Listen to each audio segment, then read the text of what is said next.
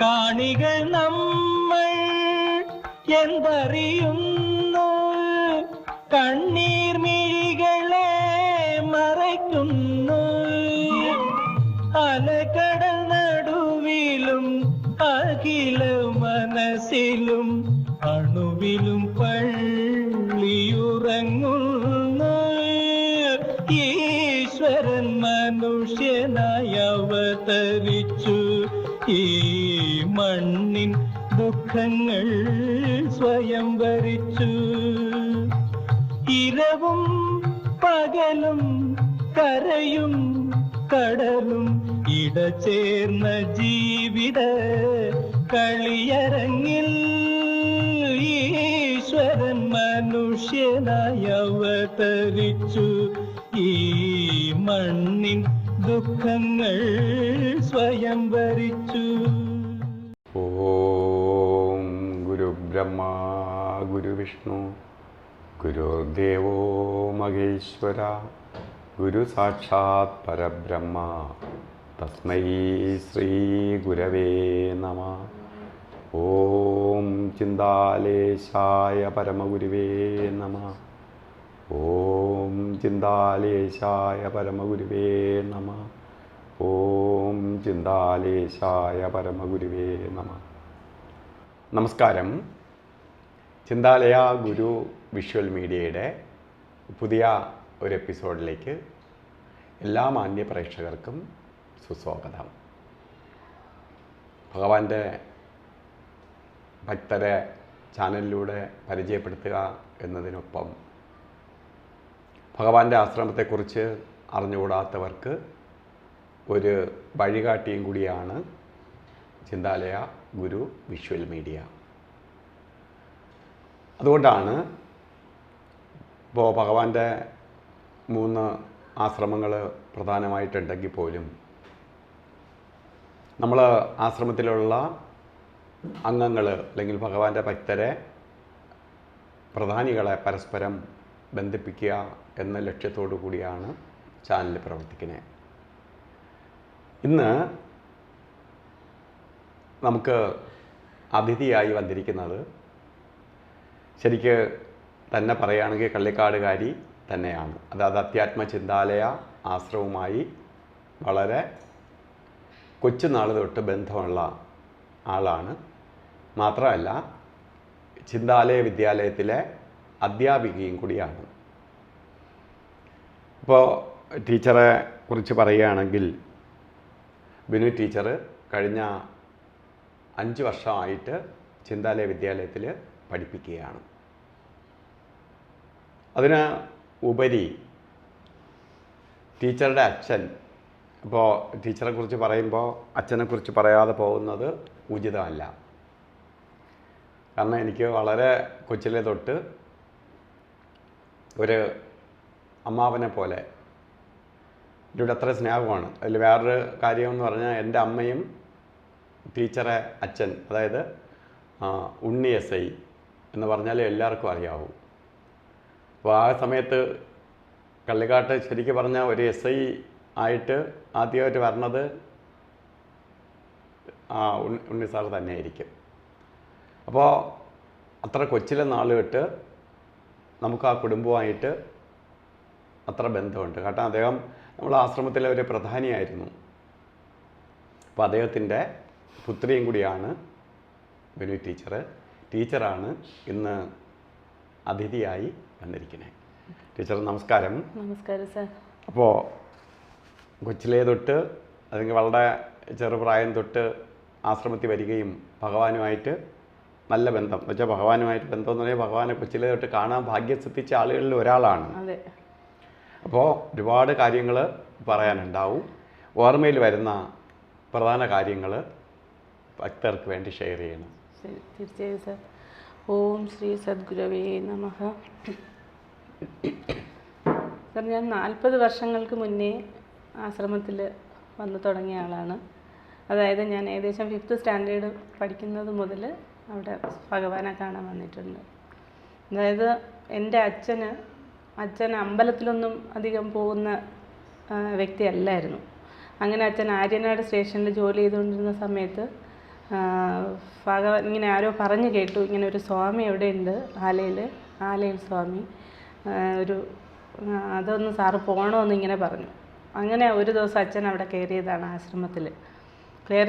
കയറിയിട്ട് വീട്ടിൽ വന്നിട്ട് നമ്മളോട് പറഞ്ഞു, അവിടെ ഇങ്ങനെ ഒരു സ്വാമിയുണ്ട്, പക്ഷെ ഞാനിന്ന് അവിടെ പോയി, ഒരാൾ പറഞ്ഞിട്ട് ഇങ്ങനെ പോയതാണ്, പക്ഷെ പോയപ്പോഴാണ് എനിക്ക് മനസ്സിലായത് അതൊരു സാധാരണ മനുഷ്യനല്ല എന്ന് പറഞ്ഞു. പക്ഷെ അതിന് ശേഷം അച്ഛന് ഭഗവാന്റെ അടുത്ത് പോയതിന് ശേഷമാണ് അമ്പലത്തിൽ പോയി തുടങ്ങിയത്.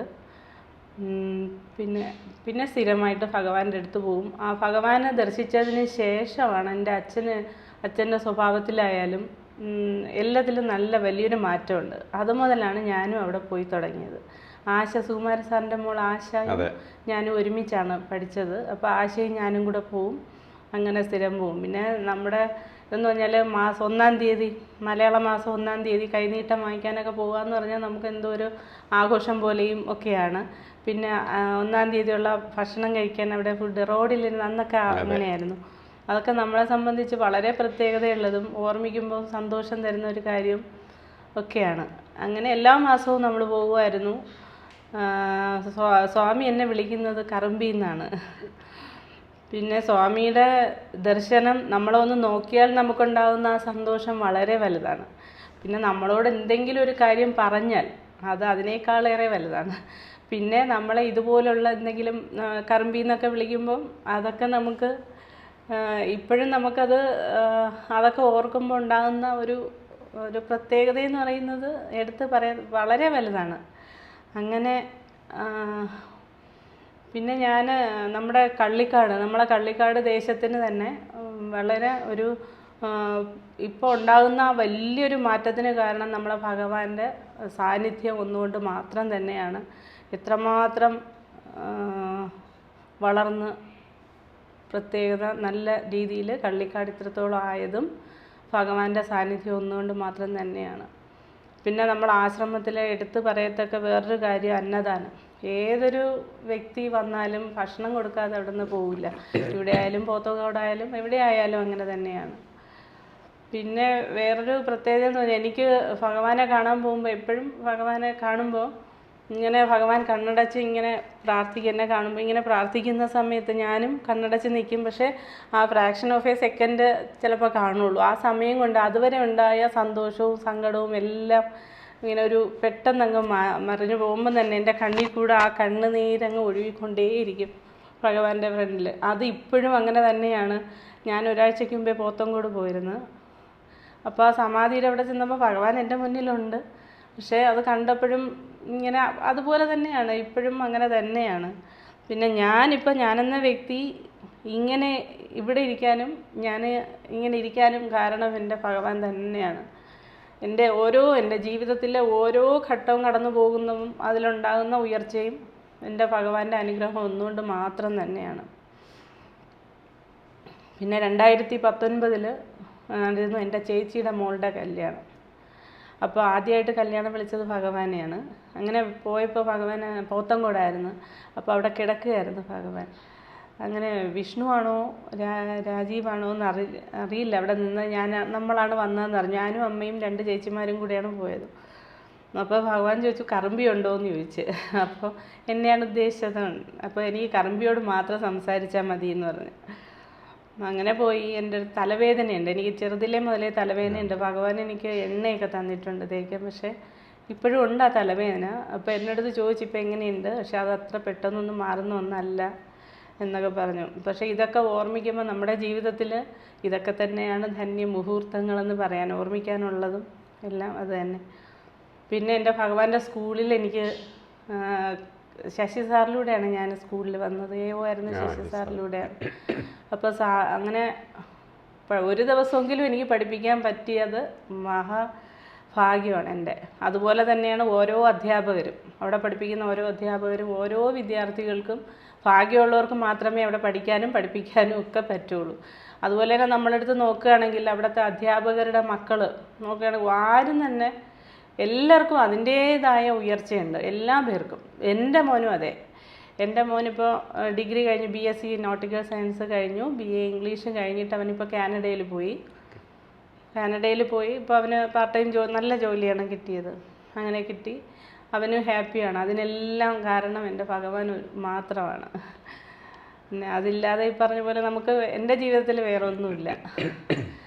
അതുപോലെ നമ്മുടെ സ്കൂളിൽ പഠിക്കുന്ന ഓരോ കുട്ടികൾക്കും അതിൻ്റേതായ ഉയർച്ച, ആരായാലും ഏത് കുട്ടികളെ എടുത്ത് നോക്കിയാലും ഉണ്ട്, അതിൻ്റേതായ ഉയർച്ചയുണ്ട്. അതുപോലെ എൻ്റെ അടുത്ത് ഓരോ പാരൻസ് കുട്ടികളുടെ അഡ്മിഷന് വേണ്ടി പറയുമ്പോൾ ഞാൻ പറയും, നമ്മുടെ സ്കൂളിൽ ധൈര്യമായിട്ട് വിടാം. കാരണം ഇന്നത്തെ സ്കൂളിലൊക്കെ ഏത് സ്കൂൾ നോക്കിയാലും എന്തെങ്കിലുമൊക്കെ പ്രശ്നങ്ങൾ ഇല്ലാതെ നമുക്ക് സമാധാനത്തോടെ വിടാൻ ഒരുപാട് പ്രശ്നങ്ങളുണ്ട്. ഞാൻ പറയും, നിങ്ങൾക്ക് ചിന്താലയ വിദ്യാലയത്തിൽ അയക്കണമെങ്കിൽ നിങ്ങൾ ഒന്നും നോക്കേണ്ട കാര്യമില്ല, നിങ്ങൾക്ക് സേഫായിട്ട് പഠിപ്പിക്കാൻ പറ്റുന്ന ഒരു സ്കൂളാണ് അത്. അങ്ങനെയാണ് സാർ. കാരണം ഒരു അലിഗേഷൻ ഒന്നും തന്നെ ഇതുവരെ നമ്മളെ സ്കൂളിൽ ഇതുവരെ ഇല്ല, ഇനി ഉണ്ടാവുകയില്ല. അതുകൊണ്ട് പാരൻസിന് വളരെ ധൈര്യമായിട്ട് വിടാൻ പറ്റിയ ഒരു സ്കൂള് ഇത് മാത്രമേ ഉള്ളൂ. വേറെ ഏത് സ്കൂൾ എടുത്താലും ഏതെടുത്താലും എന്തെങ്കിലും പ്രശ്നങ്ങളുണ്ടാവും. പക്ഷേ നമ്മളെ സ്കൂളിൽ അങ്ങനെ എനിക്കും അതിനൊരു ഭാഗ്യമാവാൻ പറ്റി. എൻ്റെ അധ്യാപിക ഞാനും അവിടെ പഠിപ്പിച്ചപ്പോൾ ആത്മാർത്ഥമായിട്ടാണ് സാർ പഠിപ്പിച്ചത്. ഒരു കള്ളത്തനമോ അല്ലെങ്കിൽ വേറെ ഒരു രീതിയിൽ സിൻസിയറായിട്ട് തന്നെയാണ് എൻ്റെ വർക്ക് ഞാൻ ചെയ്തത്. അതിൽ അങ്ങനെ ചെയ്യാൻ പറ്റൂ, അങ്ങനെയാണ് ചെയ്തത്. ടീച്ചർ ഇംഗ്ലീഷാണ്? അല്ല, മാത്സ് ആണ്. അതെ. അപ്പോൾ എനിക്ക് എന്തോ എങ്ങനെയാണെന്ന് എനിക്കറിയില്ല. ഇപ്പോൾ 2023 ജനുവരിയിലാണ് എനിക്ക് ആക്സിഡൻറ്റ്. സ്കൂളിൻ്റെ ആവശ്യത്തിന് പോയത് തന്നെയാണ്. ഞാനും ബിന്ദുമോൾ ടീച്ചറും ഉണ്ടായിരുന്നു. പിന്നെ കഴക്കൂട്ടൻ ജംഗ്ഷനിലാണ്. അപ്പോൾ എന്നെ ഇങ്ങനെ ജീവനോടെ കിട്ടിയതും റോഡിലാണ് വീണത്. അപ്പോൾ ഇങ്ങനെ കിട്ടിയത് ഭഗവാന്റെ അനുഗ്രഹം തന്നെയാണ്. എല്ലാം ഭഗവാന്റെ അനുഗ്രഹം. ഇതെന്ന് പറയുമ്പോൾ ബസ് എപ്പോഴും അങ്ങോട്ടും എപ്പോഴും പോകുന്നതാണല്ലോ. അപ്പോൾ ഇങ്ങനെ കിട്ടിയത് ഭാഗ്യം. ബിന്ദുമോൾ ടീച്ചറിനും തലയിൽ ഹെൽമെറ്റ് ഉണ്ടായിരുന്നത് കൊണ്ട് വലിയ പ്രശ്നം വന്നില്ല. എനിക്ക് മുട്ടിനൊക്കെ പ്രശ്നമുണ്ടായി. സർജറിയൊക്കെ കഴിഞ്ഞു. 5 മാസം കിടപ്പിലായിരുന്നു. അത് കഴിഞ്ഞ് സർജറിയൊക്കെ കഴിഞ്ഞ് ഇപ്പോഴും ശരിയായിട്ടില്ല. അങ്ങനെ. അപ്പോൾ വിദ്യാഭ്യാസം കുറച്ച് ദിവസമായിട്ട് മാത്രമല്ലേ സ്കൂളിൽ പഠിപ്പിക്കാൻ വരാതെ ഉള്ളൂ? അപ്പോൾ കുറച്ച് കഴിഞ്ഞ 5 വർഷത്തോളമായിട്ട് പഠിപ്പിച്ചുകൊണ്ടിരുന്നില്ല. ഇപ്പം ആക്സിഡന്റിന് ശേഷമാണ് ടീച്ചർക്ക് നിന്ന് പഠിപ്പിക്കാനും ബുദ്ധിമുട്ടായതുകൊണ്ട് സ്റ്റെപ്പ് കയറാനും പറ്റാതുണ്ട്. നമ്മളെ സ്കൂളുകൾ കൂടുതലും ക്ലാസ്സുകൾ കൂടുതലും അതെ, മിക്കവാറും പീരീഡുകൾ ഉണ്ടാവും. ഹയർ സെക്കൻഡറിക്കല്ലേ പഠിപ്പിക്കുന്നത്? അതെ. അല്ല, ഞാൻ വന്നതിന് ശേഷം ടീച്ചർ ഇല്ലായിരുന്നു. അതുകൊണ്ട് എനിക്ക് കൂടുതൽ വിവരങ്ങൾ അറിയാൻ പറ്റാത്ത. ഞാൻ വരുന്നതിന് മുമ്പാണ് ഈ ആക്സിഡൻറ്റും. ഞാൻ അവിടെ വന്ന് അറിഞ്ഞതല്ലാതെ എനിക്ക് അറിഞ്ഞുകൂടായിരുന്നു. ഈ ആക്സിഡന്റ് കാര്യം ഞാൻ അറിഞ്ഞില്ല. ഇവിടെ വന്നതിന് ശേഷമാണ് അറിയണത് തന്നെ. എല്ലാവരും വന്നിരുന്നു. ഭഗവാന്റെ കാരുണ്യം കൊണ്ട് ഇങ്ങനെ അങ്ങ് പോകുന്നു. അതെ, അന്നവിടെ വന്നപ്പോൾ തന്നെ സ്കൂളിൽ പോയപ്പോൾ തന്നെ പറഞ്ഞു, അത് വളരെ ക്രിട്ടിക്കലായിട്ടുള്ള ഒരു സിറ്റുവേഷനാണ് അതിജീവിച്ച് പോകുന്നത്. എല്ലാം ഭഗവാന്റെ. ഇവിടെ ഭഗവാൻ കാരുണ്യം ചിലത് വന്നേ തീരുള്ളൂ എന്നുണ്ട്. ചിലത് നമുക്ക് അനുഭവിച്ച് തീരേണ്ട കാര്യങ്ങളുണ്ട്. അത് അനുഭവിച്ചേ തീരുള്ളൂ. അപ്പം അതിനെ ലഘൂകരിച്ച് തന്നതാണ്. നമ്മൾ ചിലപ്പം നിത്യേന ഒരു കടരോഗിയായി പോവേണ്ട നമ്മളെ ഭഗവാൻ ഇന്ന് ഇപ്പം ഇതിൻ്റെ മുമ്പേ ഇരുന്ന് നമ്മൾ സംസാരിച്ച് ഈ ഒരു ഇപ്പം ഈ സ്ഥലത്ത് തന്നെ ഒറ്റയ്ക്ക് വന്ന് ഇത്രയും വരേണ്ട അവസ്ഥയിലേക്ക് കൊണ്ട് എത്തിച്ചത് ഭഗവാന്റെ നാമം ഇവിടെ വന്ന് ഉച്ചരിക്കാനായിട്ട് പറയും ചെയ്തതെല്ലാം ഭഗവാന്റെ കാരുണ്യം തന്നെയാണ്. അതിന് സംശയമല്ല. അപ്പോൾ ഭഗവാൻ അത് നിശ്ചയിക്കും. പിന്നെ നമുക്ക് ജീവിതം എന്ന് പറയുന്നത് നമ്മളെ കർമ്മഫലമാണ് ജീവിതം. അപ്പോൾ അത് എന്ന് ഞാൻ പറയാൻ കാരണം, ഞാൻ ഇപ്പോഴും ശരിക്കൊരു വിദ്യാർത്ഥിയാണ്. വിദ്യാർത്ഥി എന്ന് പറയുമ്പോൾ നമ്മൾ ഓരോരുത്തരുടെ ജീവിതം കണ്ടുകൊണ്ടിരിക്കുകയാണ്. മനസ്സിലായില്ലേ? അപ്പോൾ മറ്റുള്ളവർ, ഇപ്പോൾ ടീച്ചർ കുട്ടികൾക്ക് അക്ഷരം പറഞ്ഞു കൊടുക്കുന്നത് പോലെ എന്നെ സംബന്ധിച്ചോളം ഞാനിപ്പം തന്നെ 4 ലക്ഷത്തോളം ആളുകളെയായി കൺസൾട്ട് ചെയ്തേ. ലോകത്ത് 49 ലോകരാജ്യങ്ങൾ വിസിറ്റ് ചെയ്തു. 49 ലോകരാജ്യങ്ങളിൽ പോയി. അതിപ്പോൾ ഈ കൊറോണയൊക്കെ വന്നതിന് ശേഷം പിന്നെ പുതിയ രാജ്യങ്ങളിലൊന്നും പോയില്ല. അപ്പോൾ 49 ലോകരാജ്യങ്ങളിൽ പോയി ഇത്രയും പേരെ നോക്കിയപ്പോൾ ഓരോരുത്തരുടെയും കർമ്മഫലം അത് നമ്മൾ വിചാരിക്കും. പലപ്പോഴും പല ആളുകൾ വിചാരിക്കുന്നതെന്ന് വെച്ചാൽ, എനിക്ക് കുറച്ച് പൈസയും കൂടി കിട്ടിയിരുന്നെങ്കിൽ എൻ്റെ കാര്യങ്ങളെല്ലാം സോൾവായി തീരുമായിരുന്നു എന്ന് പൈസ ഇല്ലാത്തവർ വിചാരിക്കും. അപ്പോൾ ഞാൻ ഈ രാജ്യങ്ങളിൽ പോയ എത്രയോ വലിയ വലിയ പണക്കാരെന്ന് പറഞ്ഞാൽ ഇന്ന് നമ്മളിപ്പോഴത്തെ പണക്കാരെന്ന് പറയുന്നവരൊന്നും പണക്കാരൊന്നുമല്ല. അവരെ ശരിക്കും ഒരു ബാല്യക്കാരനായി നിൽക്കാനുള്ള പൈസ പോലും ഇല്ലാത്തവരാണ്. വലിയ വലിയ ശതകോടീശ്വരന്മാരെ കണ്ടിട്ടുണ്ട്, കൺസൾട്ട് ചെയ്തിട്ടുണ്ട്. അവർക്ക് പൈസ അല്ല ഈശ്വരൻ കൊടുക്കുന്ന പ്രോബ്ലം. ഒന്നുകിൽ അവർക്ക് മാനസിക സംഘർഷത്തിലായിരിക്കും, അവർ ഉറങ്ങാൻ പറ്റാതെ കിടക്കുന്നവരാണ്. പൈസയൊക്കെ ഉണ്ട്, വൃത്തിയക്കാർ ഒരുപാട് പേരുണ്ട്, അദ്ദേഹത്തിൻ്റെ ആജ്ഞ പാലിച്ച് ഒരു വാക്ക് പറഞ്ഞാൽ അനുസരിക്കാൻ ഒരുപാട് പേരുണ്ട്. പക്ഷേ സ്വസ്ഥത എന്നൊരു സാധനമില്ല. പിന്നെയോ എത്രയോ പേർക്ക് പൈസയുണ്ട്, ബാക്കി എല്ലാ സൗകര്യമുണ്ട്, ശരീരസുഖമില്ല. അപ്പോൾ മാനസികമായിട്ട് അല്ലെങ്കിൽ ശാരീരികമായിട്ട് അല്ലെങ്കിൽ സാമ്പത്തികമായി ബുദ്ധിമുട്ടിക്കാതെ ഒരാളും ഇല്ല. ഞാൻ ഈ ലോകത്ത് പോയിട്ടുള്ളതിൽ എല്ലാം പൂർണ്ണരായിട്ട് ആരുമില്ല. അപ്പം നമ്മൾ വിചാരിക്കും അവർക്ക് ആ പ്രശ്നമുണ്ട്, എനിക്കൊരു പ്രശ്നമില്ലെന്ന് ഒരിക്കലും അല്ല. അപ്പം നമ്മളെ കർമ്മഫലം അത് ഭഗവാൻ തന്നെ പണ്ട് പറഞ്ഞ് കേട്ട ചില കാര്യങ്ങൾ, എൻ്റെ കൊച്ചിലെ ഭഗവാനിൽ നിന്ന് കിട്ടിയ ചില കാര്യങ്ങൾ വെച്ചാണ് ശരിക്കും പറഞ്ഞാൽ ഇന്ന് വരെ ജീവിച്ചു പോകുന്നത്. മനസ്സിലായില്ലേ? ബാക്കി ഒരു യൂണിവേഴ്സിറ്റിയിൽ നിന്നും കിട്ടാത്ത അറിവാണ് ഭഗവാനിൽ നിന്ന് നമുക്ക് ലഭിക്കുന്ന അറിവ്. ഭഗവാൻ ഇപ്പോൾ പിന്നീട് അവസാനമായപ്പോൾ സ്വാമി പിന്നെ കൂടുതലൊന്നും പറയില്ല. പണ്ടാകുമ്പോൾ നമ്മൾ കൊച്ചി പിള്ളേരെ എല്ലാവരും കൂടി പിടിച്ചിരുത്തി ഈ ആശയിലേക്ക് സമയത്ത് സ്വാമി തന്നെ സംഗീതം പഠിപ്പിക്കാനും യോഗ പഠിപ്പിക്കാനും ബാക്കി എല്ലാത്തിനും മുൻകൈ എടുത്ത് കുട്ടികളെയൊക്കെ എന്ന് വെച്ചാൽ വഴിതെറ്റി പോകാതെ കുട്ടികളെയൊക്കെ നല്ല രീതിയിൽ ഭഗവാൻ കൊണ്ടുവന്നു. അപ്പോൾ ഭഗവാൻ തന്നെ പറഞ്ഞത് 14 ലോകങ്ങളുണ്ട്. എത്ര ലോകമുണ്ട്? 14 ലോകങ്ങളുണ്ട്. 14 ലോകങ്ങളിലും ജീവനുണ്ട്. അതിൽ നമ്മളെ സോളാർ സിസ്റ്റവുമായി ബന്ധപ്പെട്ട് അല്ലെങ്കിൽ സൂര്യനുമായി ബന്ധപ്പെട്ട് ഒറ്റ ലോകത്ത് മാത്രമേ ജീവനുള്ളൂ, അത് ഭൂലോകത്തിലാണ്. അപ്പോൾ ആദ്യം ഉണ്ടായതാണ് 13 ലോകങ്ങളും. ഈ 13 ലോകങ്ങളിൽ സുഖങ്ങൾ മാത്രമേ ഉള്ളൂ, ദുഃഖം എന്തെന്ന് അറിഞ്ഞൂടാ, രോഗമില്ല, സുഖം മാത്രമേ ഉള്ളൂ. അപ്പോൾ ഈ 13 ലോകത്തിൽ ജീവിച്ച ജീവാത്മാക്കളെ 14ാമത്തെ ഒരു ലോകം ഉണ്ടാക്കി ഇവിടെ വന്ന് കഷ്ടപ്പെടാതെ ഇവിടെ വന്ന് എന്താണ് ജീവിതമെന്ന് പഠിക്കാതെ ഈശ്വരനിലെത്താൻ സാധ്യമല്ല. അപ്പോൾ ഈ 13 ലോകങ്ങളിലും കിടന്ന സുഖിവന്മാരെ ഇവിടെ കൊണ്ടിട്ട് നമ്മളെല്ലാം അവിടെ പോയിട്ട് ഇങ്ങോട്ട് വന്നവരാണ്. ഇവിടെ വന്ന് ഇതെന്താണെന്ന് അറിഞ്ഞ് എല്ലാമായിട്ടും ജനിച്ചതിന് ശേഷമേ നമുക്ക് മുക്തി ഉണ്ടാവുള്ളൂ, അപ്പോഴേ ത്രികാലജ്ഞാനിയാവുള്ളൂ. ഇപ്പോൾ ഭഗവാനെ പോലെ ഒരാളെന്ന് പറഞ്ഞാൽ ഈ 13 ലോകത്തിലും ജീവിച്ച് 14ാമത്തെ ലോകത്തിൽ വന്ന് എല്ലാത്തിനെക്കുറിച്ചും അറിഞ്ഞവൻ സർവജ്ഞാനിയായിട്ട് വന്നാൽ മാത്രമേ അവർ ത്രികാലജ്ഞാനിയാവുള്ളൂ. അല്ലാതെ നമ്മൾ ത്രികാലജ്ഞാനി എന്നൊക്കെ പറഞ്ഞ് ഇരുന്നിട്ട് കാര്യമില്ല.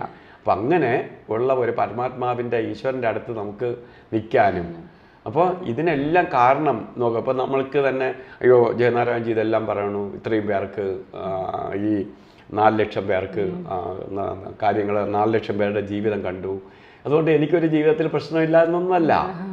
എൻ്റെ കർമ്മഫലം എനിക്ക് അത് നേരിട്ടാലേ പോകാൻ പറ്റുള്ളൂ, കർമ്മഫലം തീരുന്നത്. പക്ഷേ ഭഗവാന്റെ പരിചരണയിൽ നമ്മൾ എത്തിയത് കൊണ്ട് നമുക്ക് കിട്ടുന്നതിൻ്റെ ഒരു 10% മാത്രമേ നമ്മൾ അനുഭവിക്കണുള്ളൂ.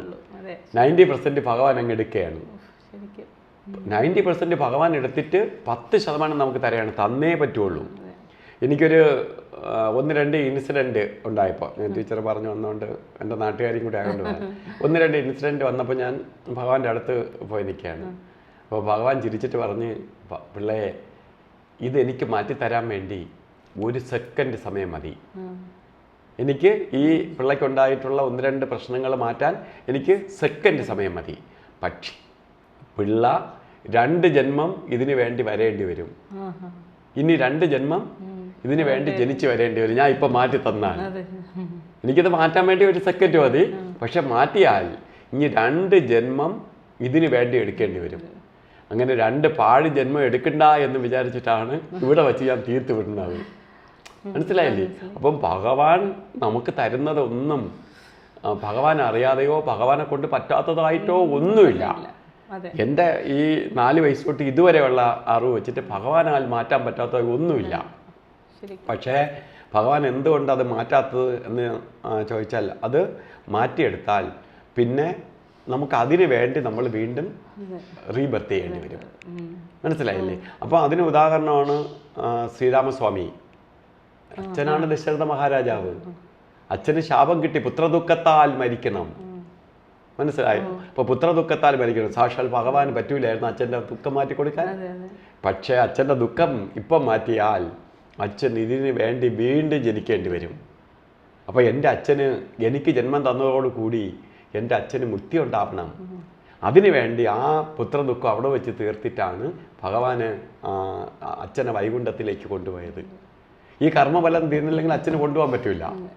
അച്ഛനായി ജനിച്ചാൽ പോലും ചെയ്യാൻ പറ്റില്ല. അപ്പോൾ ഇതിലെല്ലാം നമ്മളിപ്പം ഈ ഭഗവാന്റെ കൂടെ നിൽക്കുന്ന ഓരോരുത്തർക്കും അനുഭവിക്കേണ്ടതിൻ്റെ, ഞാൻ നേരത്തെ പറഞ്ഞ പോലെ 90% സ്വാമി എടുത്തിട്ട് 10% നമുക്ക് തരെയാണ്.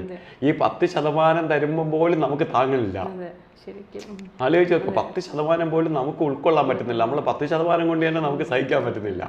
അപ്പോൾ ഈ ഭഗവാന്റെ അടുത്ത് നമ്മൾ ചെല്ലാതിരുന്നെങ്കിലോ? ഒന്ന് ചിന്തിച്ച് നോക്കിയാൽ അറിയാം. ഈ 90% കൊണ്ട് നമ്മൾ എവിടെ പോകും? നമ്മൾ ചിലപ്പോൾ ഭൂമിയിലേ കാണൂലായിരുന്നു.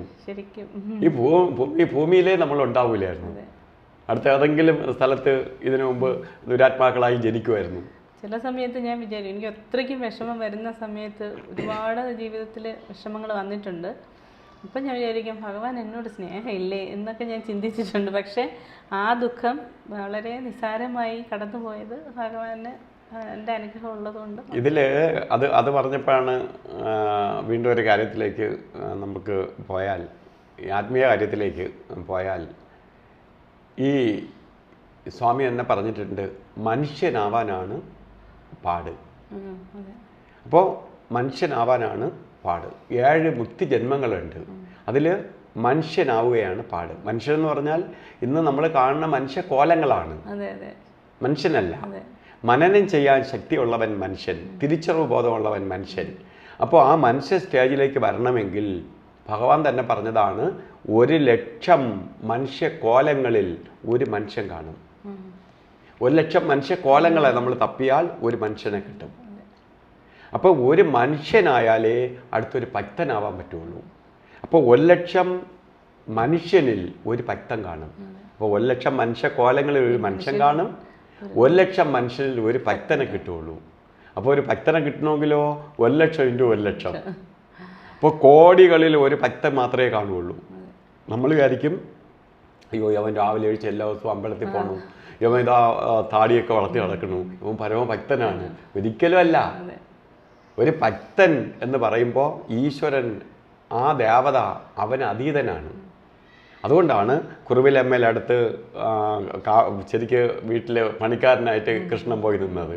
അതുപോലെ പൂന്താണ്ടത്തിനെ രക്ഷിക്കാൻ വേണ്ടി മങ്ങാട്ടച്ഛനായിട്ട് അവതാരം എടുത്ത് ഓടിപ്പോയത്. ഇങ്ങനെ അവരെല്ലാം ആ ഭക്തൻ്റെ മുമ്പേ സറണ്ടർ ആവും. ഭഗവാൻ അതുകൊണ്ട് ഭക്തരെ മുമ്പിൽ, ഭഗവാനെ ആശ്രയിക്കുന്നവരെ മുമ്പ് ഭഗവാൻ സറണ്ടറാണ്. നമുക്കറിയാം ഭഗവാന് പിന്നെ ഒന്നുമില്ല, ഭക്തർ കഴിഞ്ഞിട്ടേ എല്ലാം ഉള്ളൂ. ഇപ്പോൾ ടീച്ചർക്കൊക്കെ കൊച്ചിലുണ്ട്, ഭഗവാൻ ഭക്തർ കഴിഞ്ഞിട്ടേ ഉള്ളൂ. ഭക്തർക്ക് വേണ്ടി ജീവിച്ച ഭക്തവാത്സലനാണ് ഭഗവാൻ. അപ്പോൾ ഭക്തന് നമുക്ക് സ്വാമി ആർക്ക് വേണ്ടി ജീവിച്ചു? നമുക്ക് വേണ്ടി ജീവിച്ചു. അത് നമ്മൾ മനസ്സിലാക്കാതെ പോകുന്നു എന്ന് മാത്രമേ ഉള്ളൂ. നമുക്ക് വേണ്ടി ഭഗവാന് വേണ്ടി ജീവിച്ചിട്ടേ ഇല്ല. ഭഗവാന്റെ ശരീരം നോക്കിയിട്ടേ ഇല്ല. അല്ല, എല്ലാവർക്കും അറിയാം, എങ്കിലും ആരും മനസ്സിലാക്കുന്നില്ല. നമുക്കറിയാം എന്ന് പറയുന്ന കാര്യമില്ല, അത് ഉൾക്കൊള്ളുമ്പോഴല്ലേ അത് വരണം. അപ്പം ഇന്നിപ്പോൾ അതിന് ഉദാഹരണം പറയുകയാണെങ്കിൽ, ഭഗവാൻ നമുക്ക് വേണ്ടി ജീവിച്ചതാണ്. കള്ളിക്കാട് എന്ന് പറഞ്ഞ സ്ഥലത്ത് 1/2 നൂറ്റാണ്ട് കാലം കള്ളിക്കാടിനെ സ്വർഗഭൂമിയാക്കിയ ആളാണ്. ഒരു നരകത്തെ സ്വർഗമാക്കി മാറ്റാൻ 1/2 നൂറ്റാണ്ടെടുത്തു എന്നാണ് ഭഗവാൻ. ആ 1/2 നൂറ്റാണ്ടെടുത്ത് ഡെവലപ്പ് ചെയ്ത സ്ഥലമാണ് ശരിക്ക് കള്ളിക്കാട്. കള്ളിക്കാടിരിക്കുന്ന അധ്യാത്മചിന്താലയം ഇരിക്കുന്ന ആശ്രമവും ചുറ്റുപാടും ഒക്കെ കൊച്ചിലെ തൊട്ട് എന്തായാലും ഒരു 40 വർഷത്തെ ഓർമ്മയുണ്ടല്ലോ. 40 വർഷത്തെ ഓർമ്മയുണ്ട്. 40 വർഷത്തെ മുമ്പ് എങ്ങനെ നമ്മളെല്ലാം കഞ്ഞി വീഴ്ത്ത് എന്ന് പറയുമ്പോൾ ശരിക്കും പറഞ്ഞാൽ നമ്മളെ ആശ്രമവുമായി ബന്ധപ്പെട്ടാണ് ആദ്യമായിട്ട് നമ്മളെ നാട്ടിലുള്ള ക്ഷേത്രങ്ങളിലെല്ലാം അന്നദാനം എന്ന് പറഞ്ഞ കൺസെപ്റ്റ് കൊണ്ടുവന്ന ഭഗവാനാണ്. കാരണം അന്നദാനമാണ് മഹാദാനം എന്ന് കണ്ടപ്പോൾ അന്ന് ഒരു നിവൃത്തിയില്ലായിരുന്ന സമയത്ത് അന്ന് കഞ്ഞിയെ കൊടുക്കാനുള്ളൂ. നമ്മൾ പറഞ്ഞത് തന്നെ കഞ്ഞി വീഴ്ത്തുന്നതാണ്. അപ്പോൾ കഞ്ഞി വീഴ്ത്ത് ചെയ്യാനോ ഇരുന്ന് കഴിക്കാൻ സ്ഥലമില്ല. നമ്മൾ റോഡിൻ്റെ 2 സൈഡിൽ, അതും വൃത്തിഹീനമായ സ്ഥലത്ത് നമ്മൾ അവിടെ ഇരുന്ന് അന്നത്തിന് വേണ്ടി 1000 കണക്ക് പേര്. നമ്മളെല്ലാം അവിടെ ഇരുന്ന് കഴിച്ചതാണ്.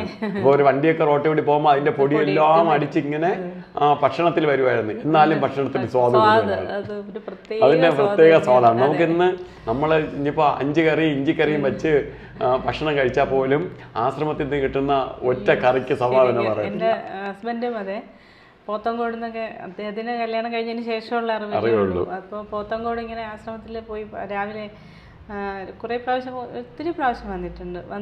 ഒരു ആദ്യത്തെ ദിവസം കഴിച്ചപ്പോൾ തന്നെ അദ്ദേഹത്തിന് ഇതിൻ്റെ സ്വാദ് എപ്പോഴും പറയും. ഇപ്പോഴും നമ്മൾ കഴിഞ്ഞ ആഴ്ച പോയപ്പോഴും അവിടെ പോയപ്പം ഇത് പുട്ടായിരുന്നു. ആ പുട്ടിനുണ്ടായിരുന്ന സ്വാദ്, അയ്യോ അതും പറഞ്ഞ് തന്നെയാണ് കഴിച്ചത്. ഒരു പ്രത്യേകം നമ്മളെല്ലാം ഉണ്ടാക്കുന്നതാണേ, അതെല്ലാം പല സ്ഥലത്തു നിന്നും കഴിക്കുന്നത്. പക്ഷേ അതുപോലെ ഒരു സ്വാദോടു കൂടെ കഴിക്കാൻ വേറെ ഒരിടത്തു നിന്നും കിട്ടില്ല. ഇതിൽ ഞാൻ കുറേ കാലം ഭഗവാന് ആഹാരം വെച്ച് കൊടുത്തതാണ്. കുറേ ദിവസം ഭഗവാൻ ആഹാരം വെച്ച് കൊടുക്കാൻ ഇടവന്നു. ആഹാരം ഭഗവാന് വെച്ച് കൊടുക്കുന്ന സമയത്ത് അന്ന് ആ സ്വാമിക്ക് വയ്ക്കുന്ന ആഹാരത്തിൻ്റെ കൂടെ തന്നെയാണ് അവിടെ വരണവർ കൂടി കൊടുക്കാൻ, കാരണം വേറെ നിവർത്തിയില്ല. അപ്പോൾ അന്നം വയ്ക്കുന്ന സമയത്ത് എനിക്ക് 14 വയസ്സ് 15 വയസ്സ് സമയത്താണ് ഞാൻ സ്വാമിക്ക് ആഹാരം വെച്ച് കൊടുക്കണേ. എനിക്ക് ആഹാരം വയ്ക്കാനോ ഒന്നും അറിഞ്ഞുകൂടാ. ഞാൻ എന്തൊക്കെ പച്ചക്കറി കിട്ടുന്നതിനെ കട്ട് ചെയ്തിട്ട് കറികൾ വയ്ക്കും, 1-2 കറി വയ്ക്കും, ചോറ് വയ്ക്കും. വരണവരെല്ലാം കഴിച്ചിട്ട് മോനെ എവിടെ നിന്നാണ് നീ ആഹാരം വയ്ക്കാൻ പഠിച്ചത്, എവിടെ നിന്നാണ് ആഹാരം വെച്ചാൽ പഠി. ഞാൻ ചിന്തിച്ചിട്ട് ഞാൻ എന്തൊക്കെ കലക്കി കൂട്ടി അവിടെ വയ്ക്കും. അത് പൊന്നുതമ്പുരാൻ്റെ അടുത്ത് അന്നദാന പ്രഭുവാണ്. അവിടെ നമ്മൾ എന്ത് അന്നം വച്ചാലും അന്നപൂർണേശ്വരി അതിൽ അനുഗ്രഹിക്കും. അന്നപൂർണേശ്വരി അനുഗ്രഹം കിട്ടുകയാണ് അവിടെ. അപ്പൊ അന്നപൂർണേശ്വരി അനുഗ്രഹിച്ച ആഹാരമാണ് നമ്മളെ 3 ആശ്രമത്തിൽ കൊടുക്കുന്നതെന്ന് അറിയാം.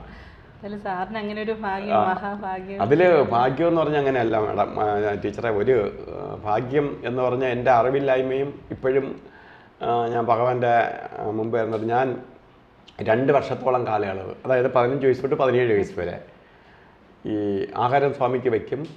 ഈ ആഹാരം വയ്ക്കുന്ന സമയത്ത് ആഹാരം വെച്ച് സ്വാമിക്കൊരു മറ്റേ മൺപാത്രത്തിൽ നമ്മളെടുത്ത് അടച്ചു വയ്ക്കും. എന്നിട്ട് എല്ലാവർക്കും വിളമ്പി കൊടുത്തിട്ട് ആഹാരം കാണൂല. അവസാനം ഞാൻ സ്വാമി മാത്രമേ കാണുള്ളൂ. അപ്പോൾ സ്വാമി പെട്ടെന്ന് പണിയൊക്കെ ചെയ്തുകൊണ്ടിരുന്നിട്ട് അവിടെ നിന്ന് വന്ന് കൈ കഴുകിയിട്ട് വന്ന് ഇരുന്നുകൊണ്ട് കഴിക്കൂല. കാരണം അത്രയും ജോലി കിടക്കുകയാണ്. കാരണം ഇത്രയും ജോലി ചെയ്താലേ ഇത്ര ആളുകൾക്ക് 10-30ഓളം പേർക്ക് ഭക്ഷണം കൊടുക്കണം ഒരാൾ ജോലി ചെയ്തിട്ട്. അത് ജോലി എന്ന് പറഞ്ഞാൽ ഈ രാവിലെ സൂര്യൻ ഉദിക്കുന്നോട്ട് അസ്തമിക്കുന്നവരെ സ്വാമി, അത് ഇരുമ്പിൻ്റെ പണിയാണ്, അല്ലാതെ ഈസി ആയിട്ടുള്ള പണികളൊന്നുമല്ല. ഇത് ചെയ്ത് എന്നിട്ട് നിന്നുകൊണ്ടാണ് പെട്ടെന്ന് ഇതിൽ നിന്ന് കുറച്ച് ചോറ് വാരി കഴിക്കും. കഴിച്ചിട്ട് ആ പാത്രത്തോടുകൂടി എനിക്ക് തരും. എനിക്കറിഞ്ഞുകൂടാ ഭഗവാന്റെ ഈശ്വരൻ കഴിച്ചിട്ട് തന്നെ അന്നമാണെന്ന് അറിഞ്ഞുകൂടാ. ഞാൻ ആ പാത്രത്തിൽ നിന്ന് തന്നെ കഴിക്കുമായിരുന്നു. 2 വർഷക്കാലം ഈ പാത്രത്തിൽ നിന്ന് കഴിച്ച നിവേദ്യം കഴിച്ചതിൻ്റെ പവറാണ് ശരിക്കും പറഞ്ഞാൽ. ജയനാരായണജി എന്തെങ്കിലും ഞാൻ എന്തെങ്കിലും ആയിട്ടുണ്ടെങ്കിൽ ആ ഭഗവാന്റെ അന്നം, ആ ഭഗവാന്റെ കഴിച്ചതിൻ്റെ ബാക്കി കഴിച്ചതാണ്. 2 വർഷത്തോളം കാലയളവ്. എൻ്റെ അച്ഛൻ പോകുമ്പോഴും ചായ ഭഗവാന്റെ ചായ ഒഴിച്ചു കൊടുക്കും. അതിന് വേണ്ടി ആ സമയത്ത് പോകും. അതുകൊണ്ട് ആ പകരം കഴിച്ച. അപ്പോൾ ഇപ്പം നമുക്ക് ചിന്തിക്കുമ്പം ഭഗവാൻ കഴിച്ചതിൻ്റെ ബാക്കി അതൊന്നും യാതോ ജന്മം, കാരണം നമ്മളൊന്നും അത്ര പുണ്യം ചെയ്ത ജന്മമൊന്നുമല്ല. ഇപ്പം നമുക്ക് ഈ ജന്മത്തിലെ കാര്യമല്ല നമുക്കറിയാവൂ. അപ്പോൾ ചെയ്തതല്ല. എൻ്റെ പൂർവികർ എന്ന് പറഞ്ഞാൽ എൻ്റെ അച്ഛൻ, അമ്മ, അല്ലെങ്കിൽ അങ്ങോട്ട് ജനിച്ച അപ്പൂപ്പൻ, അങ്ങോട്ടുള്ളവരെല്ലാം മഹാത്മാക്കളൊന്നുമല്ല. എല്ലാം സാധാരണ ആൾക്കാർ, വിവരം എന്ന് പറഞ്ഞാൽ സാധാരണ അടുത്തോടി പോലും പോയിട്ടില്ലാത്തവർ, വെറും തനിനാട്ടും പ്രദേശത്തുകാർ. അവർക്ക് അവരുടേതായ രീതിയെ അവർക്കുണ്ടായിരുന്നു. അപ്പോൾ അവരിൽ നിന്നൊന്നും യാതൊരു പുണ്യകർമ്മവും നമുക്ക് ഒരാളിൻ്റെ ഉയർച്ചയ്ക്ക് വഴിതെളിക്കുന്നത് അവരുടെ പൂർവ്വജന്മവും അതുപോലെ മാതാപിതാക്കൾ ചെയ്ത പുണ്യവും. ഇത് രണ്ടുമാണ് നമുക്ക് കിട്ടുന്ന ഗുണം. 2 ഗുണങ്ങളാണ്. ഒന്ന്, നമ്മളെ മുൻജന്മങ്ങളിൽ ചെയ്ത നമ്മളെ ആത്മാവിൽ കടന്നുകൂടിയിട്ടുള്ള കുറേ ഗുണങ്ങൾ. 2, ഇതിനെ മാറ്റാൻ ശക്തിയുണ്ട് നമ്മളെ പൂർവികർ, നമ്മളെ അച്ഛനും അമ്മയും അപ്പൂപ്പനും ഒക്കെ ചെയ്ത പുണ്യകർമ്മങ്ങൾ. അതുകൊണ്ടാണ് ചില പുണ്യ കുടുംബങ്ങളിൽ പുണ്യാത്മാക്കൾ ജനിക്കുന്നത്. മനസ്സിലായില്ലേ? ഭഗവാൻ ജനിച്ചത് എന്താണ്? ഭഗവാന്റെ അച്ഛൻ സമാധി, ഭഗവാന്റെ അപ്പൂപ്പൻ സമാധി, മഹാത്മാക്കൾ വന്ന് പോയിട്ടുള്ള സ്ഥലമാണ് പോത്തങ്കോട് ചിന്താലയ ആശ്രമം. ഭഗവാന്റെ സമാധി കുടികൊള്ളുന്ന സ്ഥലത്ത് മൊത്തം സമാധികളാണ്. എത്ര സമാധി ഉണ്ടെന്ന് നമുക്ക് അറിഞ്ഞുകൂടാ. ശരിക്കും. അപ്പോൾ അവിടെ സമാധികളുടെ ഒരു, അതായത് ശരിക്കും പറഞ്ഞാൽ ഒരു തപോഭൂമിയാണ്. ആ തപോഭൂമിയിലാണ് ഭഗവാനും കുടികൊള്ളുന്നത്. കാരണം എന്താണ്? അവർ അങ്ങനെയുള്ള പുണ്യ സ്ഥലങ്ങളിലെ പുണ്യാത്മാക്കൾ വരുള്ളൂ. അപ്പോൾ ഈ പുണ്യാത്മാവിൻ്റെ കൂടെ നമ്മൾ ചെന്ന് പെടണമെങ്കിലോ, നമ്മൾ യാതോ ജന്മം ചെയ്ത നമ്മളെ ആത്മാവിൽ കടന്നു കൂടിയിട്ടുള്ള കർമ്മം, അല്ലെങ്കിൽ 4 വയസ്സിൽ ചെല്ലില്ല, അല്ലെങ്കിൽ ആരെങ്കിലും പറഞ്ഞറിഞ്ഞ് അല്ലെങ്കിൽ എങ്ങനെയെങ്കിലും ഒക്കെ നമ്മൾ ആ സ്ഥലത്ത് എത്തുകയാണ് ചെയ്യണേ. ഈ 4 വയസ്സിൽ തന്നെ, അല്ലെങ്കിൽ ഇപ്പോൾ ടീച്ചറൊക്കെ 5ന് പഠിക്കുമ്പോൾ 10 വയസ്സിൽ തന്നെ അവിടെ ചെന്ന് പറ്റുകയെന്ന് പറഞ്ഞാൽ നമുക്ക് യാതോ കർമ്മബന്ധം കിടന്ന് ഭഗവാനായിട്ട് കാണാനും കൊച്ചിലെ തൊട്ട് ഭഗവാനുമായിട്ട് സഹകരിക്കാനും. അതായത് നമ്മളെ മനസ്സിൽ യാതെങ്കിലും ആഗ്രഹ നിവർത്തിക്ക് വേണ്ടി ചെന്നവരല്ല. മറ്റവരെല്ലാം വരണം എന്താണ്? എനിക്ക് അത് നേടാൻ വേണ്ടി, ഇത് നേടാൻ വേണ്ടി, ജോലി കിട്ടാൻ വേണ്ടി, മോളെ കല്യാണം നടക്കാൻ വേണ്ടി, അല്ലെങ്കിൽ ഭർത്താവിന് ട്രാൻസ്ഫർ കിട്ടാൻ വേണ്ടി, എൻ്റെ രോഗശമനത്തിന് വേണ്ടി, ഇങ്ങനെ പറഞ്ഞവരാണ് 99.9% പേരും ഇന്നിപ്പോൾ ആശ്രമവുമായിട്ട് ബന്ധപ്പെട്ട് നിൽക്കുന്നവരെടുക്കാം. ഇത് നമുക്കിതൊന്നും അറിഞ്ഞുകൂടാ. പിന്നെ അന്ന് ഒരു കാര്യം എന്ന് പറഞ്ഞാൽ അന്നത്തിന് വേണ്ടിയില്ല, ഭഗവാന്റെ അടുത്ത് പോയാൽ ആഹാരം കഴിക്കാം. കൊച്ചിലെ 4 വയസ്സിലെന്ന് വെച്ചാൽ എപ്പോഴും ഇപ്പം ടീച്ചറൊക്കെ കൊച്ചിലെ വരുമ്പോഴും അറിയാം, ഭഗവാന്റെ അടുത്ത് വന്ന നമ്മൾ രാവിലെ തൊട്ട് കുറേ നേരം അവിടെ ഇരുന്ന് എന്തെല്ലാം ആഹാരങ്ങൾ കഴിക്കാം, ആളുകൾ കൊണ്ടുവരണ എല്ലാം നമുക്ക് സത്യം. കാരണം ഭഗവാൻ ഒന്നും കഴിക്കൂല, ഒരാൾ കൊണ്ടുവരണ ഒന്നും കഴിക്കത്തില്ല, എല്ലാം അപ്പോഴേക്കും നമുക്ക് തരും. അപ്പോൾ നമ്മൾ രാവിലെ തൊട്ട് വ്യത്യസ്തങ്ങളായ ആഹാരം കഴിക്കാം. എവിടെത്തെ അതെല്ലാം സ്ഥലത്തെ ആഹാരങ്ങൾ, ഇതെല്ലാം ഭഗവാന്റെ അടുത്ത് നിന്ന് നമുക്ക് കിട്ടിയിട്ടുള്ള ഒരു അനുഗ്രഹം തന്നെയാണ്. അപ്പം അതുകൊണ്ട് അന്നദാതാവാണ് ഭഗവാൻ. അതുകൊണ്ട് അന്നത്തിന് നമ്മളെ 3 ആശ്രമങ്ങളിലും ഏത് സമയത്ത് ചെന്നാലും ആഹാരം, രാവിലെ ആവട്ടെ, ഉച്ചയ്ക്കാവട്ടെ, രാത്രിയാവട്ടെ, അന്നമില്ലാത്ത ഒരവസ്ഥ അവിടെ ഇല്ല. ഇത് തന്നെയാണ് ഭഗവാൻ സ്വപ്നം കണ്ട പ്രധാന കാരണം. 2 ഭഗവാന്റെ സ്വപ്ന പദ്ധതിയാണ് നമ്മളെ സ്കൂള് ഭഗവാന്റെ പദ്ധതി. കാരണം വിദ്യാഭ്യാസം കൊണ്ട് മാത്രമേ ഇനി ഉയർച്ച ഉണ്ടാവുകയുള്ളൂ. വിദ്യയാണ് ധനം. അതും എന്ത് വിദ്യാഭ്യാസം വേണം? ഇംഗ്ലീഷ് വിദ്യാഭ്യാസം വേണം. നമ്മളെ കള്ളിക്കാട് പോലെ ഒരു കുഗ്രാമ പ്രദേശത്ത് അവിടെ നിവൃത്തിയില്ലാത്ത, അതായത് ഒരു ഗതിയും പരഗതിയില്ലാത്ത ആൾക്കാർക്ക് ഇപ്പോൾ എല്ലാവരും ഗതിക്കാരായി. അന്ന് ഒരു ഗതിയും പരഗതി 20 വർഷത്തിന് മുമ്പുള്ള കാര്യമാണ് ഞാൻ പറഞ്ഞത്. പിള്ളേർക്ക് ഇംഗ്ലീഷ് വിദ്യാഭ്യാസം കൊടുക്കണം.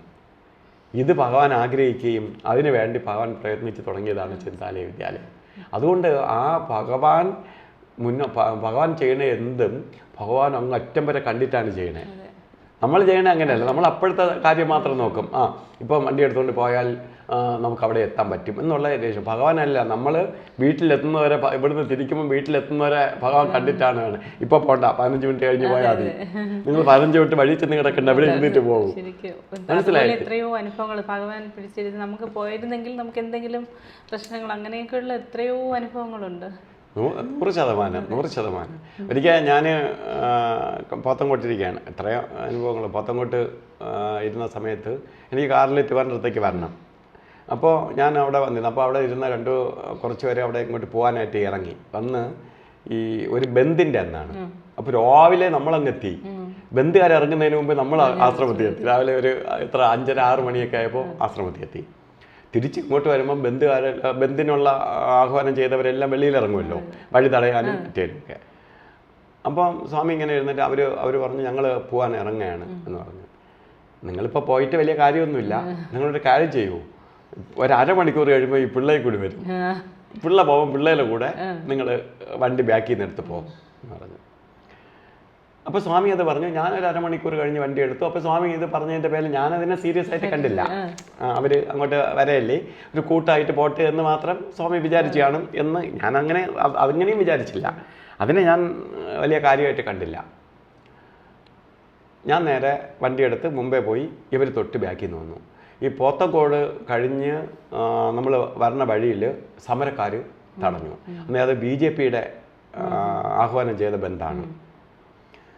അപ്പോൾ എൻ്റെ വണ്ടിയാണ് ഫ്രണ്ടിൽ. വണ്ടി അവർ തടഞ്ഞ് സമരത്തിലെ പ്രധാനപ്പെട്ട ആൾ വന്നപ്പോൾ പുള്ളി വന്ന് നോക്കിയപ്പോൾ എന്നെ അറിയാം. അപ്പോൾ അവൻ കേട്ട് ഇവിടെ പോയി. ഞാൻ പറഞ്ഞു ഇങ്ങനെ ആശ്രമത്തിൽ പോയതാണ് എന്നൊക്കെ പറഞ്ഞു.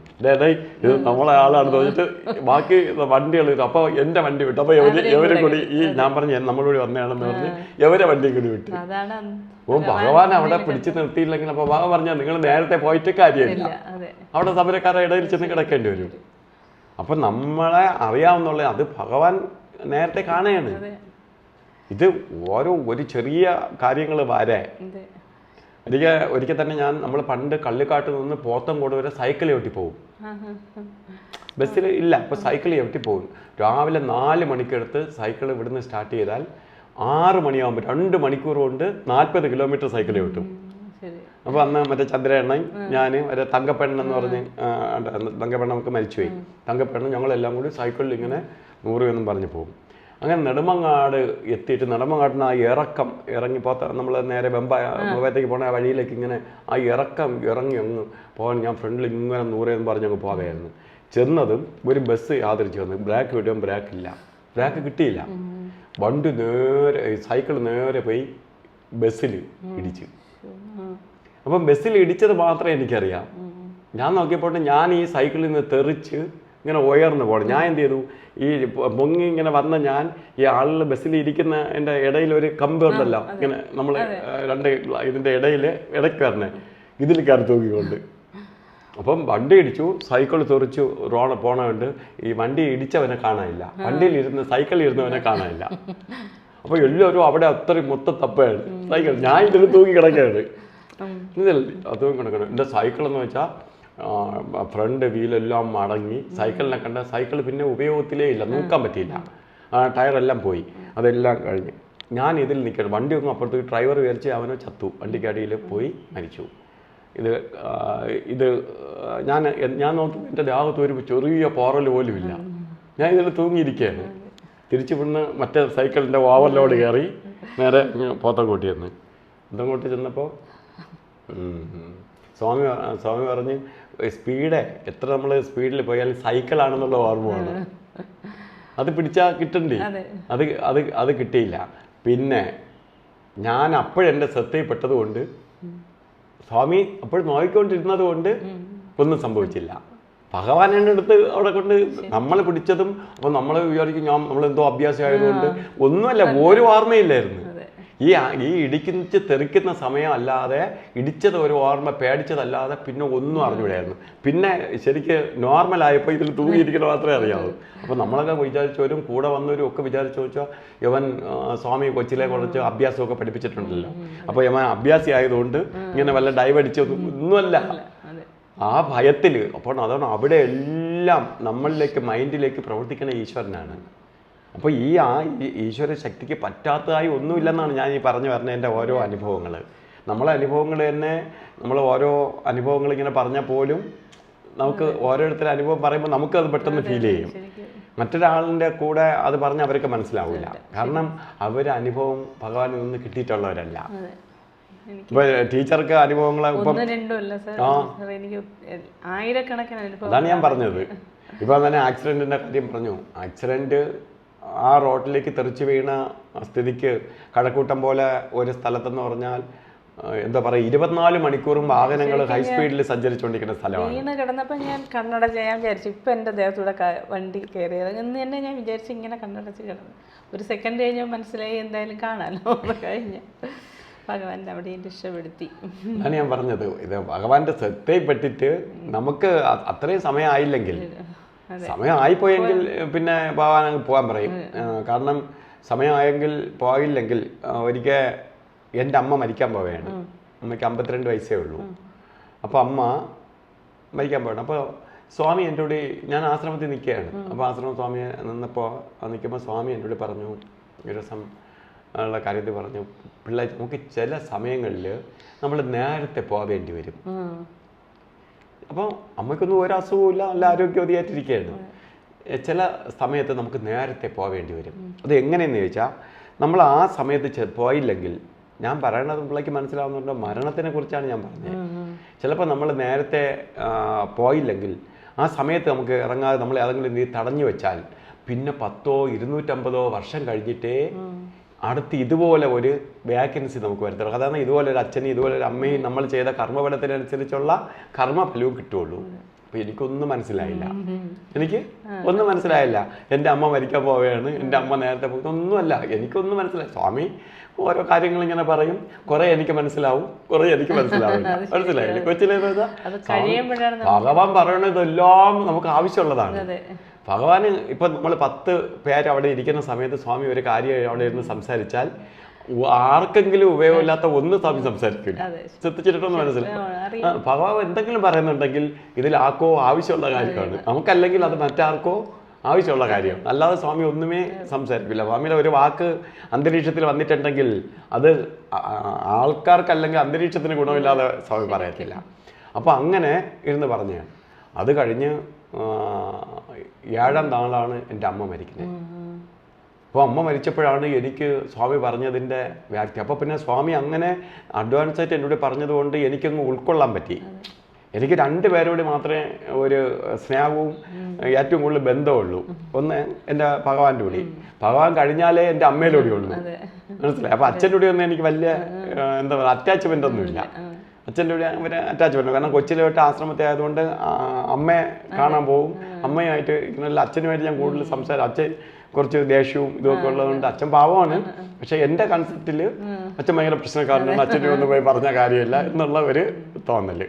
അപ്പോൾ അതുകൊണ്ട് ആണ് അമ്മയിലെ കേസ സ്വാമി എൻ്റെ അഡ്വാൻസ് ആയിട്ട് പറഞ്ഞത്.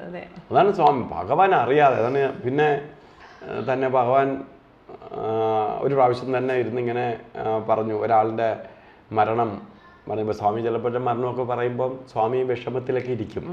അത് നമ്മളെ വിഷമം സ്വാമി ഉൾക്കൊണ്ട് ഇരിക്കുന്നതാണ്. ഭഗവാൻ അത് മാറ്റാൻ പറ്റാത്തതുകൊണ്ടൊന്നല്ല. ഭഗവാൻ അത് മാറ്റാത്തെന്ന് പറഞ്ഞാൽ ആ ആളിൻ്റെ കൂടെ കാണിക്കുന്ന ക്രൂരതയായി പോകും.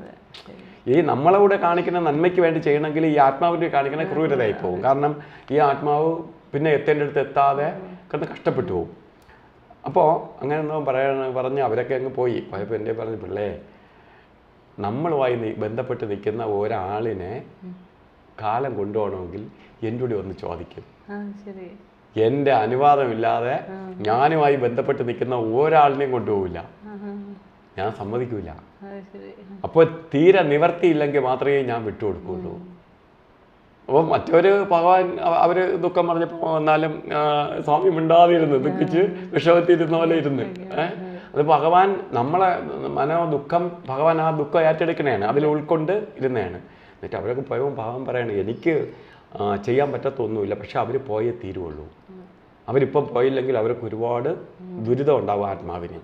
അതുകൊണ്ട് ആ ആത്മാവിനെ യഥാസമയത്ത് ആ യഥാസ്ഥലത്ത് കൊണ്ട് എത്തിച്ചതാണ്. എൻ്റെ അച്ഛനും 3 പെൺമക്കളല്ലേ? അതെ, മൂന്നാമത്തെ ആളല്ലേ? അതെ, ഞാൻ 3ാമത്തെ ആളാണ്. അപ്പോൾ 3 വലിയ സാമ്പത്തികം അത്ര അധികമൊന്നും ഇല്ലല്ലോ അച്ഛന്.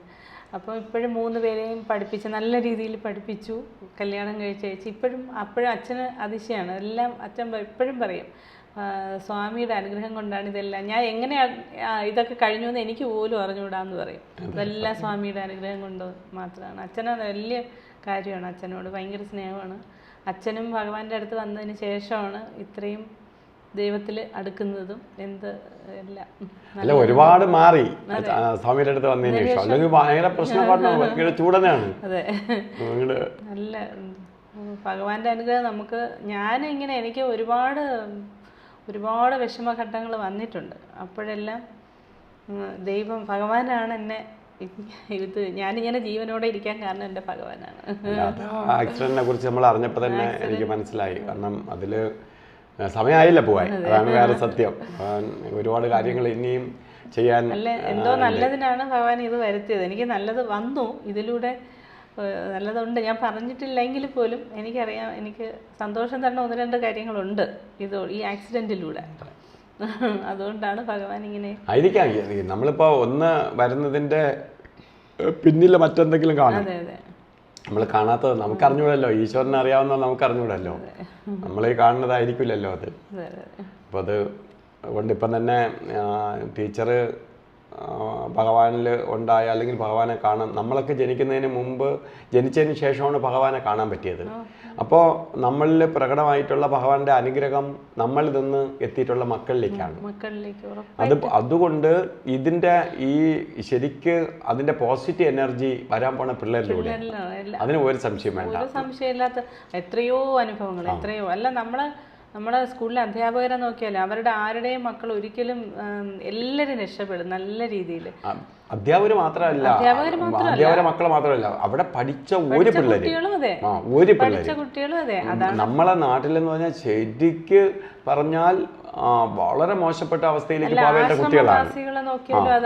എടുത്താലും മതി, അത് ജോലി കിട്ടുന്നതും അവരുടെ ജീവിതം രക്ഷപ്പെടുന്നതും എല്ലാം ഒരു കുട്ടി പോലും വഴിതെറ്റിപ്പോയില്ല. അവിടെ വന്ന കുട്ടികളെല്ലാം എത്രയോ നല്ല മക്കളാണ് എല്ലാവരും. അത് ഭഗവാന്റെ പരിചരണയില്ല, അതായത് ഭഗവാന്റെ പാദസ്പർശമേറ്റ ഭൂമിയാണ്. അതുകൊണ്ട് ആ സ്കൂളെന്ന് പറഞ്ഞാൽ ഭഗവാന്റെ, ഞാൻ പറഞ്ഞ പോലെ ഭഗവാന്റെ സ്വപ്ന പദ്ധതി, ഭഗവാന്റെ ദൃഷ്ടി പതിഞ്ഞിരിക്കുന്ന സ്കൂളാണ്. അവിടെ ശരിക്ക് പറഞ്ഞ ടീച്ചറെ കൺട്രോൾ ചെയ്യുന്ന സ്വാമിയാണ്. അവിടെ മാനേജർ എന്ന് പറഞ്ഞിട്ട് ഒരാൾ അവിടെ പോയി ഇരുന്നത് കൊണ്ടോ, ഇതൊക്കെ നമ്മൾ അവിടെ ശരിക്ക് ഭഗവാനെ പ്രാർത്ഥിച്ചിട്ട് നമ്മൾ ചെന്നിരുന്നാൽ മാത്രം മതി, ബാക്കി ഭഗവാൻ നോക്കിക്കോളൂ. ഞാൻ അതിൽ വിശ്വസിക്കുന്ന ആളാണ്. അതുകൊണ്ട് ഭഗവാൻ നോക്കിക്കോളൂ. ഇപ്പോൾ അവിടെ മാനേജറായി, ചിലപ്പം അവിടെ മാനേജർമാരായിട്ട് വന്നതിൽ ഏറ്റവും കുറച്ച് സമയം ആ സ്കൂളിൽ ചിലവാക്കിയിട്ടുള്ള ആൾ ഞാനായിരിക്കും. ഞാൻ അങ്ങനെ പോയി സ്കൂളിൽ ആവശ്യമില്ലാതെ ഇരിക്കാനോ ഒന്നും എനിക്ക് സമയപരിമിതിയുണ്ട്. കുറേ ജോലികൾ ഭഗവാൻ തന്നെ ഏൽപ്പിച്ച ജോലികളുണ്ട്. അതിൻ്റെ കൂടെ അത് കൂടി വന്നെങ്കിൽ ഏറ്റവും കുറച്ച് സമയം ഇരിക്കുന്നതാണ്. ഞാൻ എപ്പോഴും പറയണ വെച്ചാൽ ഞാൻ അവിടെ ഇരിക്കണ്ട, ഭഗവാൻ ചെയ്തോളൂ. നമ്മളൊരു എന്താ പറയുക ടൂളായി നിന്നാൽ മാത്രം മതി, ബാക്കിയെല്ലാം തമ്പുരാൻ നോക്കിക്കോളൂ.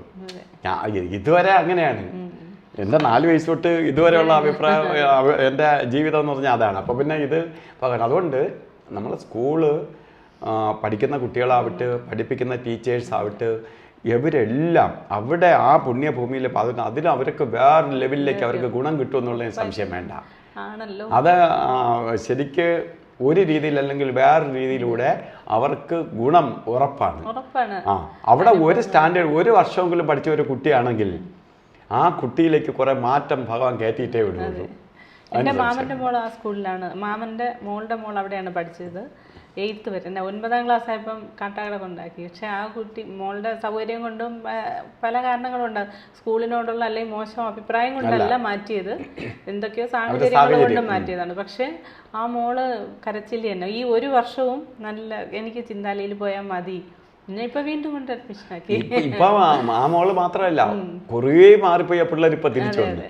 ഇപ്പൊ നമ്മളെ ഈ വർഷം 15ഓളം കുട്ടികൾ പല സ്ഥലങ്ങളിലേക്ക് പോയ, അതായത് ദൂര സ്ഥലങ്ങളിലേക്ക് പോയ കുട്ടികളെ വരെ തിരിച്ച് നമ്മളെ ചിന്താലയിൽ കൊണ്ടുവന്നു. കാരണം പുതിയ വർഷം ഇപ്പൊ നമ്മൾ തുടങ്ങുമ്പോൾ തന്നെ നമുക്ക് ഇത്തിരി കുട്ടികൾ, കാരണം കഴിഞ്ഞ വർഷത്തെ അപേക്ഷിച്ച് കൂടുതൽ ഇപ്പോൾ കഴിഞ്ഞ വർഷത്തെ അഡ്മിഷൻ്റെ പീരീഡ് വെച്ച് നോക്കുമ്പോൾ കഴിഞ്ഞ വർഷം കിട്ടിയ അഡ്മിഷൻ്റെ ഇരട്ടി അഡ്മിഷനായി. ഇപ്പോൾ മനസ്സിലായി, ഇരട്ടി അഡ്മിഷനായി. അപ്പോൾ അത്രയ്ക്ക് ആളുകൾ ചിന്താലയ വിദ്യാലയത്തിലേക്ക്, കാരണം അവിടുത്തെ ക്വാളിറ്റി മനസ്സിലാക്കിക്കൊണ്ട്, കാരണം ഇന്നിപ്പോൾ എല്ലാം മദ്യവും മയക്കുമരുന്നും അനുസരണയില്ലായ്മയും ഒക്കെ സ്കൂളുകളിലെല്ലാം, ഞാൻ സിറ്റിക്കകത്ത് താമസിക്കുന്നവനാണ്, സിറ്റിക്കകത്തെ സ്കൂളുകളിൽ നമുക്ക് പ്രധാനമായിട്ട് ആ അവസ്ഥയിൽ നിന്ന് ഭഗവാന്റെ സ്കൂളിനെ സംബന്ധിച്ചോളം ആ കാമ്പൗണ്ടിലേക്ക് കയറിപ്പോയാൽ, ആ കാമ്പൗണ്ടിലേക്ക് ഒരു കുട്ടി കയറിപ്പോയാൽ ആ കുട്ടി വഴിതെറ്റി പോകാൻ പറ്റില്ല, ഭഗവാൻ സമ്മതിക്കില്ല. അതൊരു എക്സെപ്ഷണൽ കേസാണ് ഈ സ്കൂൾ മാത്രം നമ്മുടെ അറിവിലുള്ളതിൽ. അതുകൊണ്ട് ഏത് പാരൻസ് രക്ഷകർത്താക്കൾക്കായാലും ധൈര്യമായിട്ട് കുട്ടികളെ പറഞ്ഞയക്കാം. അല്ല, അവിടെ വന്ന് കയറുന്ന ഒരു കുട്ടിക്ക് അങ്ങനെ ചിന്തിക്കാൻ പറ്റില്ല. അതെ, കാരണം ഭഗവാൻ അങ്ങനെ ചിന്തിപ്പിക്കൂല. അവരെ നമുക്കൊന്ന് ചിന്തിച്ചാലല്ലേ നമുക്ക് ചെയ്യാൻ പറ്റുള്ളൂ. ഒരു തെറ്റ് ചെയ്യണമെങ്കിൽ നമ്മൾ ചിന്തിക്കണം, ഭഗവാൻ ചിന്തിപ്പിക്കൂല. അതാണ് ഭഗവാന്റെ ഒരു പ്രത്യേകത. ഭഗവാൻ നമ്മളെ കൊണ്ട് ചിന്തിപ്പിച്ചാലേ ചെയ്യിപ്പിക്കാവുള്ളൂ, നമുക്ക് ചിന്തിക്കാൻ പറ്റൂല. അതിന്റെ സ്വാമി ആ ചിന്ത ചെയ്ത് തന്നെ നമ്മളെ മാറ്റിച്ചളയും. അത്രയ്ക്ക് നമ്മളെ മൈൻഡിൽ പ്രവർത്തിക്കാൻ പറ്റുന്ന ആളാണ് സ്വാമി. അത് 1000 പേരിൽ ഒരേ സമയം പ്രവർത്തിക്കാൻ ശക്തിയുള്ള ആളാണ് ഭഗവാൻ. അതുകൊണ്ട് ആ ഭഗവാന്റെ സ്കൂളിൽ ടീച്ചറായിട്ടും അതിൽ ഉപരി ഈ 40 വർഷക്കാലം തമ്പുരാനെ കാണാൻ, അതിനേക്കാൾ നമുക്ക് ഏറ്റവും വലിയ ഒന്ന് കിട്ടാനില്ല. ഇനിയുള്ള തലമുറ ഈ ഭഗവാന്റെ മഹിമകൾ കേട്ട് ഓർമ്മകൾ കൊണ്ട് ജീവിക്കേണ്ടി വരും. പക്ഷെ നമുക്ക് കാണാനും ഭഗവാന്റെ തലോടലും ഭഗവാന്റെ പരിചരണയും ഭഗവാൻ ഭാര്യ തന്ന് കഴിക്കാനും ഒക്കെ ഭാഗ്യം സിദ്ധിച്ചവരാണ്. അത് കള്ളിക്കാട് പ്രത്യേകിച്ച് ഏറ്റവും കൂടുതൽ ഭാഗ്യം കിട്ടിയിട്ടുള്ളത് 3 ആശ്രമങ്ങളിൽ വെച്ചിട്ടും കള്ളിക്കാട്ടുകാർക്കാണ്. കാരണം കള്ളിക്കാടുകാരെ സ്വാമി സ്നേഹിച്ചതുപോലെയോ കള്ളിക്കാട്ടുകാർക്ക് സ്വാമി ഏറ്റവും കൂടുതൽ കള്ളിക്കാടിനെ ഡെവലപ്പ് ചെയ്തതുപോലെയോ ഭഗവാൻ ഒരിടവും ചെയ്തില്ലെന്ന് വേണം പറയാൻ. നമുക്ക് എല്ലാ ആശ്രമങ്ങളും അറിയാമെന്നുള്ളതുകൊണ്ട് പറയാണ്. അത്രയ്ക്ക് എന്ന് വെച്ചാൽ അത്ര അതമ്പതിച്ച് കിടന്ന ഒരു സ്ഥലത്താണ് ഭഗവാൻ വന്ന് കാലുകുത്തിയത്. അപ്പോൾ ഭഗവാൻ അങ്ങ് തീരുമാനിച്ചു ഇവിടെ ഞാൻ ശരിയാക്കിയിട്ടേ പോവുള്ളൂ എന്നൊരു. എല്ലാവരും എവിടെയൊക്കെ പോവേണ്ടവരെന്നറിയാമോ? കുടുംബമൊന്നും അന്ന് ഇല്ലല്ലോ, കുടുംബമൊന്നും ഇല്ല. കുടുംബം ഇമ്പം ഉണ്ടായാലേ കുടുംബം ആവുള്ളൂ. എവിടെ കുടുംബം ഇമ്പം ഉണ്ടായിരുന്നു? ചീത്തവിളി അടിയും ബഹളവും വഴക്കും തമ്മിൽ കത്തിയെടുത്തുകൊണ്ടിരിക്കുന്ന അല്ലാതെ എവിടെ ഇമ്പം ഉണ്ട്? അതിൽ നിന്ന് മാറിയാണ് ഇപ്പോൾ കുടുംബം ഇമ്പം ഉണ്ടാകുന്ന അവസ്ഥയിലേക്ക് മാറിയത്. ആ ഒരു അവസ്ഥയിലേക്ക് നമ്മളെ നാട്ടിനെ കൊണ്ടുപോയി. നാടിനെ ശരിക്കും പുണ്യഭൂമിയായി, ഐക്യമായി. എന്ത് തന്നെ വന്നാലും കള്ളിക്കാട്ടുകാരെല്ലാം എന്നെ പറയും പരസ്പരം പാരകളാണ്, ദേഷ്യമൊക്കെ ഉണ്ട് അങ്ങോട്ട്. പക്ഷെ ഒരു ആവശ്യം വന്നാൽ ഇത്രയും ഐക്യമുള്ളൊരു സ്ഥലം വേറെ ഇല്ല. മനസ്സിലായില്ല? അവിടെ ജാതിയോ മതമോ ഒന്നുമില്ല. അപ്പോഴും കള്ളിക്കാട്ടിന് മാത്രമുള്ള ഒരു പ്രത്യേകത എന്ന് പറയാം, ഒരു ചെറിയ ഇത് വന്നാൽ മതി എല്ലാവരും ഒന്നിക്കും. കള്ളിക്കാട്ടുകാർക്ക് നമ്മളെ ആശ്രമങ്ങളിൽ വെച്ചിട്ടും കള്ളിക്കാട്ട് ആൾ കൂടും പോലെ കള്ളിക്കാട്ട് ഐക്യമുള്ളതുപോലെ വേറൊരിടത്തില്ല. പക്ഷെ ഏറ്റവും കൂടുതൽ വിദ്വേഷവും ഏറ്റവും കൂടുതൽ പ്രതികരണവും ഒക്കെ ഉള്ള സ്ഥലവും കള്ളിക്കാടാണ്. അത് എപ്പോഴും എന്താ പറയും, സ്നേഹമുള്ളിടത്ത് പിണക്കം ഉണ്ടാവും എന്ന് പറയും പോലെ ഉള്ളൂ. അതുകൊണ്ട് ഇത്രയും സമയം ടീച്ചർ ഈ ശാരീരിക ബുദ്ധിമുട്ടിനിടയിലും വന്ന് ഭഗവാന് എൻ്റെ ചാനലിൽ വന്ന് ഭഗവാനെ കുറിച്ച് ഭക്തർക്ക് വേണ്ടി ഇത്രയും സമയം ചെലവഴിച്ചതിന് ഒരിക്കൽ കൂടി നന്ദി, നമസ്കാരം.